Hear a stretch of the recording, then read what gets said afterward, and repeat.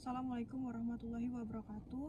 Sebelumnya perkenalkan, saya Dwi Ardina dengan NPM 22082600107.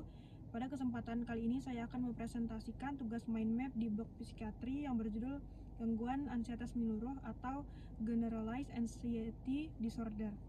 Baik, secara definisi, gangguan ansietas menyeluruh ini merupakan gangguan kecemasan dan kekhawatiran yang berlebihan, menetap, dan sulit dikendalikan terhadap berbagai aspek kehidupan sehari-hari seperti pekerjaan, kesehatan, keluarga, dan keuangan.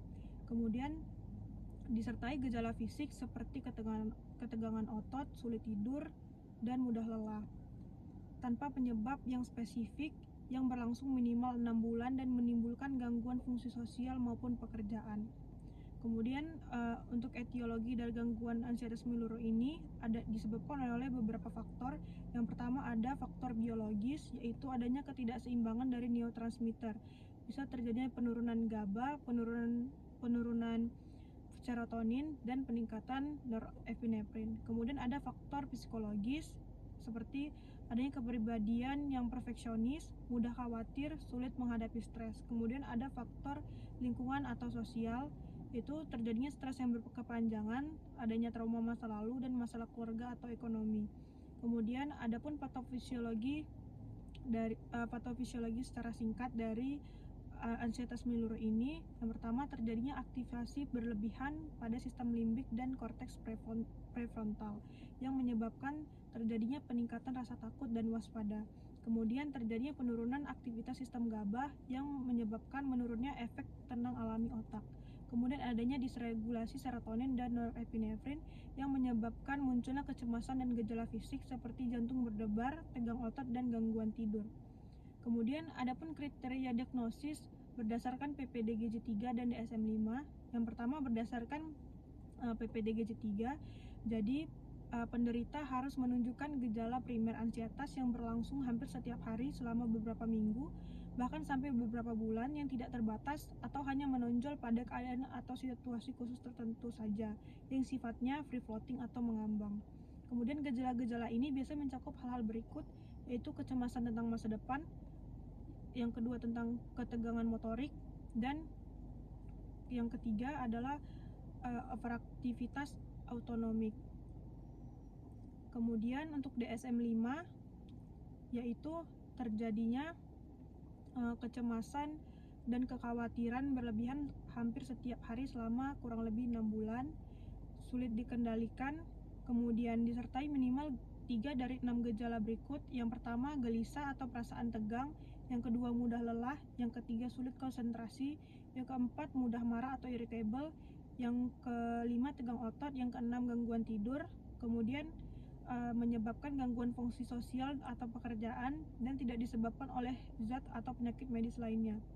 Kemudian adapun tata laksana yang dapat dilakukan untuk gangguan ansietas menyeluruh ini. Yang pertama, untuk tata laksana non farmakoterapinya bisa dilakukan psikoterapi seperti CBT atau cognitive behavioral therapy yang merupakan terapi pilihan utama. Kemudian bisa dilakukan teknik relaksasi seperti penapasan dalam, meditasi, dan olahraga teratur. Kemudian manajemen stres. Selanjutnya bisa dilakukan juga tata laksana farmakoterapi, bisa diberikan obat golongan SSRI yaitu antidepresan, contohnya seperti fluoxetine dengan dosis 20 mg per hari atau sertralin dengan dosis 50 mg per hari. Kemudian bisa juga diberikan golongan trisiklik yaitu amitriptilin sebanyak 25 mg 3 kali 1. Kemudian bisa diberikan juga golongan benzodiazepin, misalnya alprazolam dengan dosis 0,25 mg sebanyak 3 kali 1. Tetapi perlu diperhatikan dalam penggunaan benzodiazepin karena hanya bisa digunakan untuk jangka pendek pada fase akut karena dapat menyebabkan ketergantungan. Kemudian untuk edukasi dari gangguan ansietas menyeluruh ini, kita bisa jelaskan pada pasien bahwa gangguan ini bisa diobati dan dikontrol dengan terapi teratur. Kemudian tekankan pentingnya kepatuhan minum obat dan mengikuti CBT. Kemudian minta pasien untuk menghindari kafein, alkohol, rokok, dan belajar untuk teknik relaksasi. Kemudian berikan dorongan, dukungan keluarga, dan komunikasi terbuka agar pasien merasa aman, dan minta pasien Apabila muncul gejala berat seperti panik atau insomnia yang berat, segera konsultasikan ke dokter. Kemudian untuk prognosis dari gangguan ansietas menyeluruh ini sendiri umumnya baik dengan terapi kombinasi obat dan psikoterapi.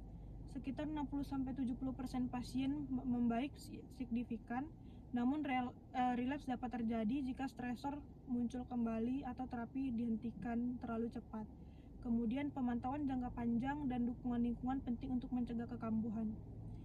Jadi adapun kesimpulan dari gangguan ansietas menyeluruh ini merupakan gangguan kecemasan berlebihan dan menetap tanpa sebab yang jelas, disebabkan oleh faktor biologis, faktor psikologis, dan sosial, ditandai kekhawatiran yang terus-menerus, tegang otot, dan gangguan tidur.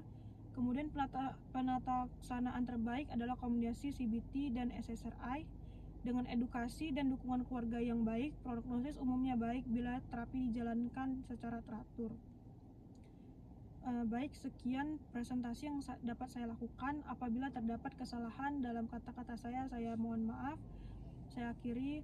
Wassalamualaikum warahmatullahi wabarakatuh.